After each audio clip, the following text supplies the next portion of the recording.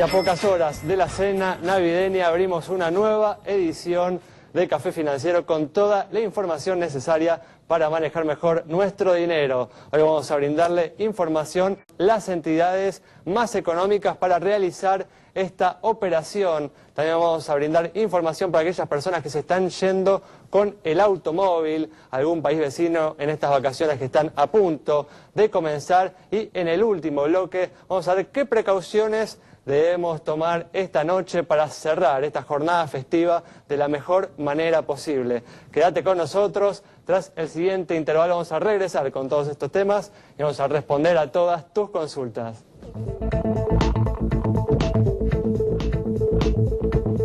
Bueno, ya estamos con Santiago Chelala, también está Yamila Escala y nos está acompañando nuevamente Julián Siri. Hoy para responder varias consultas que recibimos relacionadas con alternativas de inversión. ¿Qué tal? ¿Cómo andan? Muy bien, ¿cómo les va? Gracias por estar aquí en esta jornada especial.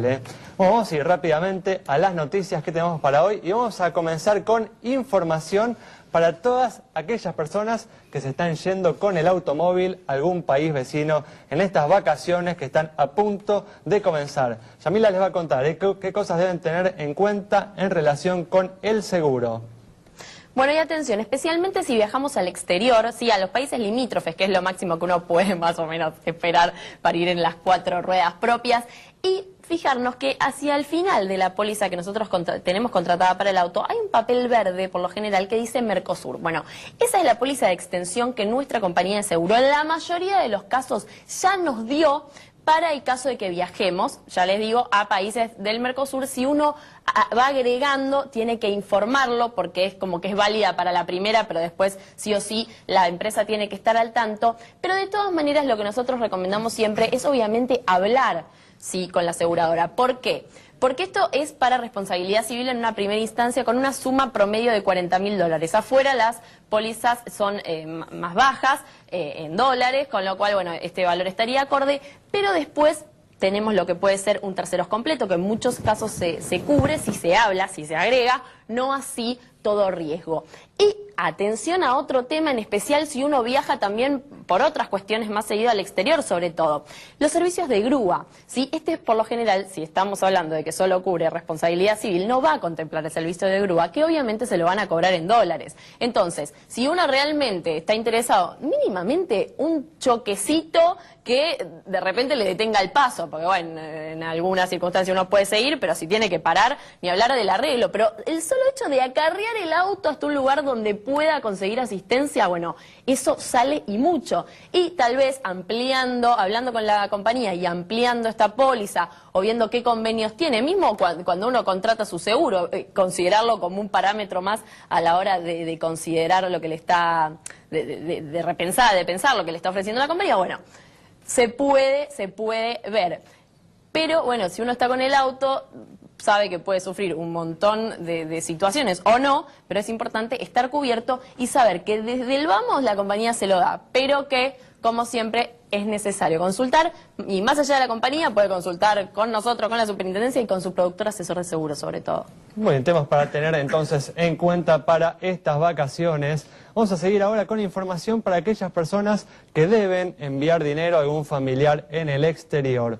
¿Cuáles son las entidades en las que esta operación es más económica?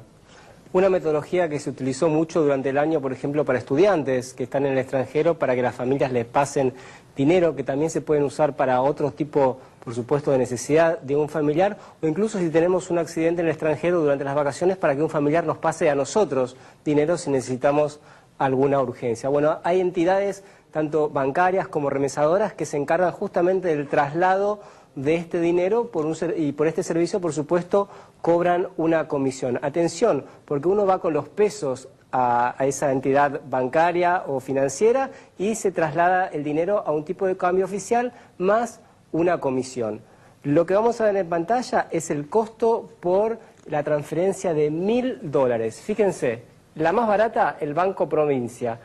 Hay que poner 6.594 pesos. Si uno tiene en cuenta un tipo de cambio de 6,40, puede hacer la diferencia de las comisiones que cobra. MoneyGram 6.625, Ciudad 6.692, sigue subiendo, Macro 6.758, Santander Río 6.780.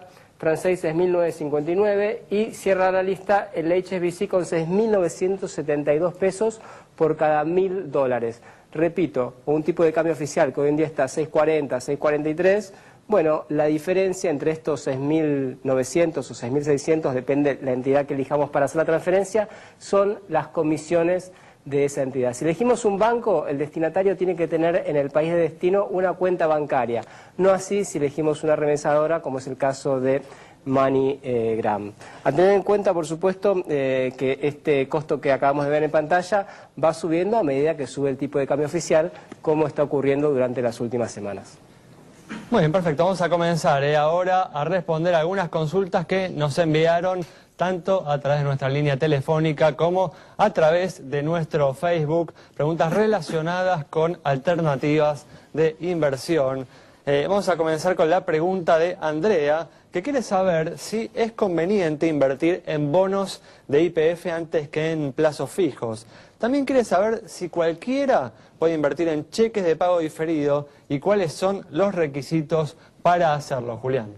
Bien, para Andrea, ¿correcto? Andrea, para Andrea, la primera respuesta, los bonos de YPF generalmente son parte de un plan global de ONs que van emitiendo y tiene un formato de una extensión de un año, 12 meses con pago de intereses mensuales. La tasa rinde entre 19 y 24%, pero a esto hay que deducirle todas las comisiones que cobran, ya sea el banco o la sociedad de bolsa a través del cual lo compramos al instrumento. Es un tema a tener en cuenta. Otro tema a tener en cuenta es la inconveniencia de estar cobrando rentas mensuales, que uno tiene el problema luego de hacer la reinversión de esos montos que pueden resultar ser pequeños.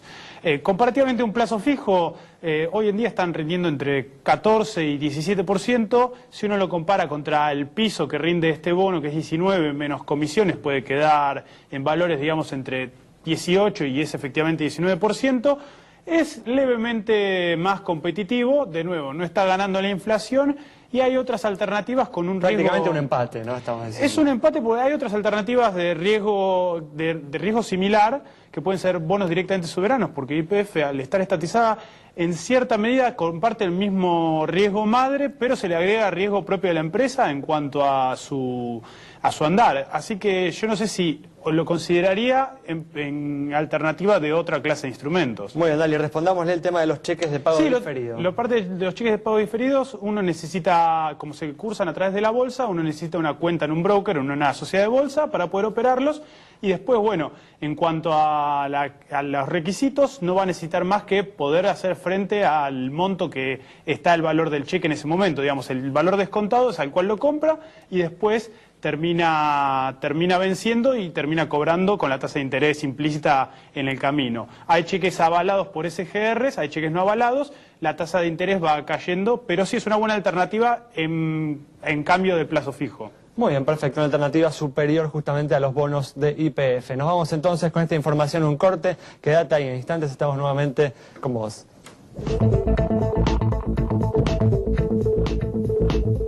Muy bien, ya está hoy con nosotros Gerardo Gambina en este espacio que, como siempre, dedicamos a las consultas que ustedes nos envían sobre los distintos temas que los preocupan.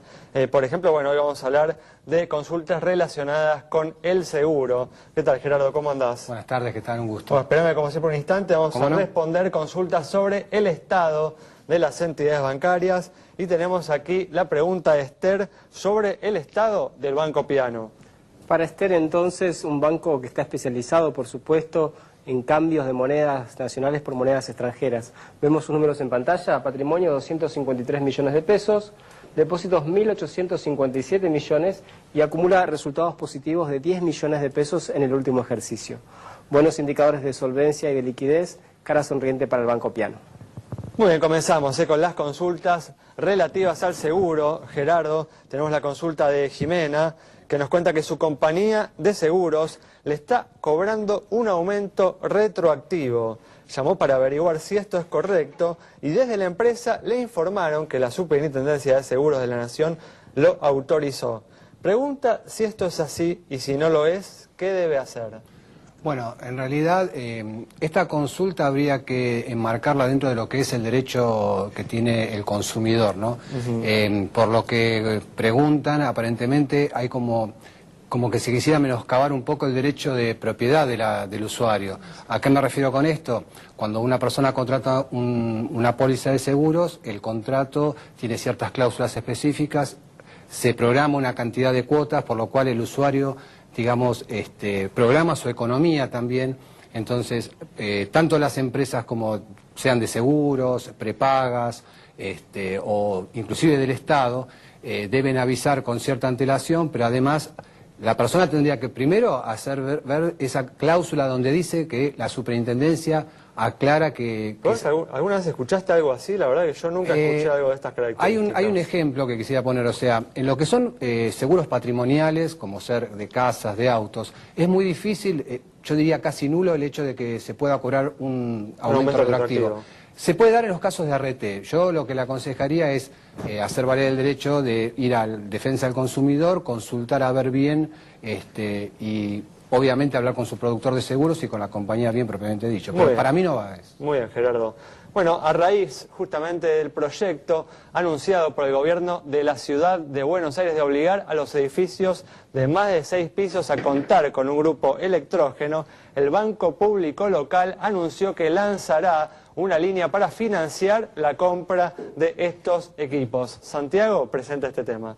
Bueno, primero salió el proyecto de ley para que los edificios de más de 6 pisos tengan necesariamente un grupo electrógeno para, bueno, gente enferma o anciana que necesita, por supuesto, de los ascensores para subir o bajar a su domicilio. Eso ha creado algún tipo, bueno, de diferencias, incluso dentro del mismo gobierno de la Ciudad de Buenos Aires, pero lo que ya se va a poner en marcha seguramente en los próximos días es un crédito del Banco Ciudad, la entidad financiera justamente de la capital federal, para, bueno, financiar estos grupos electrógenos, la compra de estos grupos por parte de los consorcios. La promesa es que los créditos van a ser muy, pero muy favorables y que no va a tener un impacto fuerte en caso de que los elijan en las expensas. Sí, tal vez es discutible, ¿no?, que se impulse esto en forma obligatoria, pero hay que tener en cuenta que si la crisis energética se extiende, este tipo de equipos son una buena opción, ¿no?, para los consorcios, en particular en aquellos edificios en donde hay mucha gente de edad, ¿no? Bueno, vamos a continuar respondiendo las consultas. Tenemos la consulta de Liliana, que contrató un servicio de asistencia al viajero el año pasado para viajar al exterior. Sin saberlo, nos dice, nos especifica, firmó renovación automática. Ahora quiere darlo de baja y la empresa no se lo permite. Nos pregunta qué se hace en estos casos. Bueno, con respecto al tema de la asistencia viajera, normalmente son seguros que se sacan por periodos cortos por los viajes, e inclusive hay uno que es multitrip, que se le dice que es anual. Una pregunta muy oportuna, además no ahora en este momento, uno suele sobre todo ahora, este tipo de... Exactamente. No tengo conocimiento, digamos, en el sentido de que pueda haber con renovación automática, salvo para ciertos casos o empresas. Pero en realidad, si la persona está munida de la información que le pueda brindar a su compañía de seguros, donde demuestre que ella no va a seguir viajando, tendría que poder anularse. O sea, un contrato, una póliza de seguros, puede darse de baja tanto de una parte como de la otra. Si ella firmó renovación automática, tendría que rever bien esa cláusula, pero tendría que demostrarle a la compañía que ella no va a seguir viajando por un tiempo determinado y tratar de darla de baja. Y llegado el caso también me imagino que puede ir a defensa del consumidor, ¿no? También podría ir, lo que pasa es que acá ella está comentando que firmó una cláusula un poco sin leerla o sin saberlo, ¿no? Pero sí, tendría que hablar con alguien como para... Pero podría ser tal vez una cláusula abusiva, ¿no? Sí, son las famosas cláusulas leoninas. Lo que pasa es que hay que informar, obviamente, cuando uno contrata un seguro, de todas las cláusulas, o por lo menos las más importantes, sobre todo esta que es una renovación automática, que le va a hacer abonar nuevamente por un año o por una X cantidad de tiempo, nuevamente toda la póliza, y ella no la va a poder usar. Bueno, un tema de todas formas para tener presente ahora justamente si uno firma uno de estos contratos con una empresa de servicios de asistencia.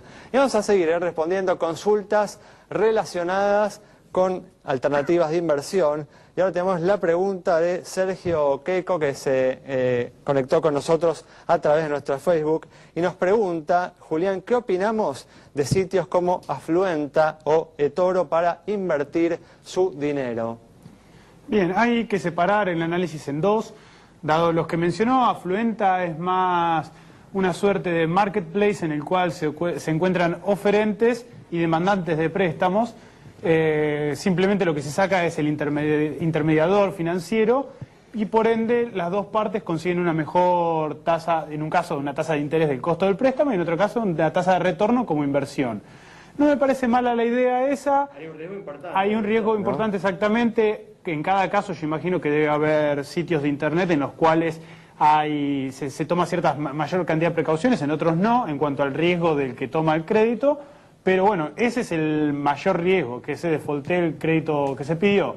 No me parece mal como dentro de un esquema de diversificación de carteras, en el sentido de asignar parte de su portafolio a esa clase de inversiones es bueno, pero no sé si iría con la totalidad de mi inversión a esa clase de instrumentos. Siempre además, Julián, uno tiene que informarse bien sobre los antecedentes, sobre la situación de esa empresa. Exactamente. ¿No? La seriedad, ¿no?, con la que trabaja esa empresa, ¿no? Exacto. Esto encima tiene un problema que es una industria nacente, ese esquema de préstamos, con lo cual no hay mucha estadística ya a nivel individual ni a nivel agregado. Hay que ir con cuidado, por eso recomiendo, si quiere incursionar, tomar cierto nivel de diversificación. En el caso de Toro, por lo que estuve viendo, es más un broker, o sea, una sociedad de bolsa, que a su vez agrega un poco de funcionalidad de lo que es el social media, las redes sociales, para poder tener consejos entre inversores. No hay mucha diferencia de los operadores de bolsa actuales, simplemente ese agregado que no creo que, a mi entender, agregue valor.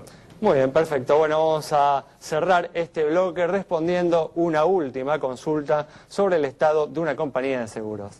Para Adrián, que nos consultó sobre la situación de Río Uruguay. Esta empresa presenta un activo de 369 millones de pesos, pasivo 209 millones, patrimonio 160 millones, resultado positivo de 298 mil pesos, primas 85 millones e informa 742 juicios. Con indicadores que se condicen con los del promedio del mercado, es que le otorgamos la luz verde de nuestro semáforo.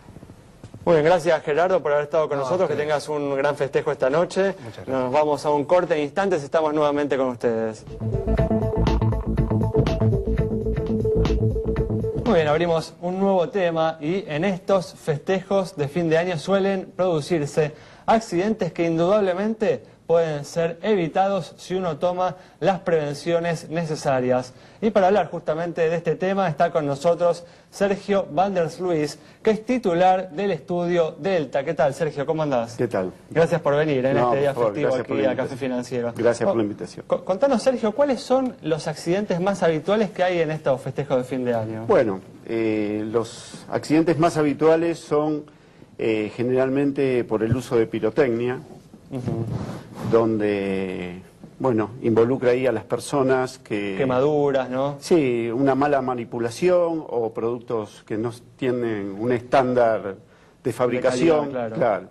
¿Y también con la pirotecnia se producen incendios en las casas? Sí, se producen incendios, porque a veces hay muchas casas que todavía tienen techos de paja, quinchos de paja, por ejemplo, y bueno, un artefacto pirotécnico que cae sobre eso es como tirar una tea, ¿no? También suele haber choques, ¿no? Obviamente, los choques porque la gente sale, digamos, con un nivel de alcohol más alto del recomendable, Sí, ¿no? sí, no solo de alcohol, sino emocionalmente está también predispuesto por distintos motivos o más alegre o más triste, y a veces también se ve reflejado en el manejo, ¿no? Esos estados de ánimo. Tal cual. Más allá del alcohol, que también lógicamente es letal, ¿no? Claro. Mucha gente tiene miedo de dejar la casa sola en estas ocasiones. Más allá de un incendio por pirotecnia, ¿hay algún otro siniestro frecuente vinculado? Sí, bueno, durante las fiestas suelen haber más hechos de robo porque, bueno, los ladrones están atentos a ellos trabajan ese tipo de situaciones, ellos claro. trabajan durante eso. También antes de comenzar el bloque me hablaste de un caso que yo jamás en mi vida había imaginado, que es el tema de los artefactos de luz de los árboles de Navidad. A ver, ¿cómo es esto? Sí, bueno, una gran proporción de siniestros se producen en el hogar, especialmente por cortocircuito. Los artefactos del árbol navideño no son ajenos a esto, y sí, alguna vez hemos atendido algún siniestro donde se produjo un incendio. Un incendio que se originó en un artefacto luminoso de un árbol de Navidad. Exactamente. Increíble, digamos. Exactamente. Mira las cosas con las que uno se Sí, tiene que cuidar, ¿no? hay que pensar también que muchas veces esos artefactos de iluminación no son de gran calidad, y además que uno durante el año los guarda enrollados, entonces por ahí los cables no están en las mejores condiciones. Claro. Y son más proclives. De todas maneras, esto no significa que la gente tiene que eliminar los artefactos navideños. No, lejos está de eso, porque son casos muy puntuales, pero bueno, pueden suceder, ¿no? En pocas horas nomás vamos a estar en Nochebuena. ¿Qué consejos se le podría dar a la gente para evitar cualquier tipo de accidente vinculado a las festividades? Bueno, en principio hay otro tipo de accidentes que es el de las bebidas espumantes, donde... En los corchos. Sí, claro. Eso también es bastante común, ¿no? Sí, no es una materia que nosotros como liquidadores intervengamos, pero sí. Y también de las velas me hablaste, ¿no? Sí. Eso también es algo con lo que Sí, uno a tiene que veces, tener cuidado. a veces hay velas que cuando uno las enciende tiran como chispas. Velas de mala calidad, digamos. Sí, claro. Claro, que las hay, por supuesto. Digamos, en comparación con el resto del año, las fiestas son... ¿Se nota que hay un aumento de la siniestralidad puntualmente, o esto en realidad tiene que ver más con las vacaciones un poco más adelante? ¿Hay un ciclo que responda al comportamiento de la mayoría de la gente? Las fiestas como las vacaciones, por ejemplo, para el caso de robo, son momentos donde por ahí se produce un incremento de la siniestralidad. Bueno, pues como te decía, ¿no? Para ir cerrando, como te decía Santiago, danos algunas recomendaciones para evitar justamente estos accidentes, ¿no? ¿Qué cosas uno tiene que tener en cuenta para estar lo más seguro, ¿no? En esta noche tan especial? Bueno, en principio, en función a todo este recorrido de casos que nosotros hemos mencionado, para todos los casos siempre hay una póliza de seguro que te pueda amparar, Claro. ¿no? Pero más allá de que uno puede tener una póliza de seguro, lo importante es, en principio, que tenga valores acordes a lo que uno está asegurando. Claro.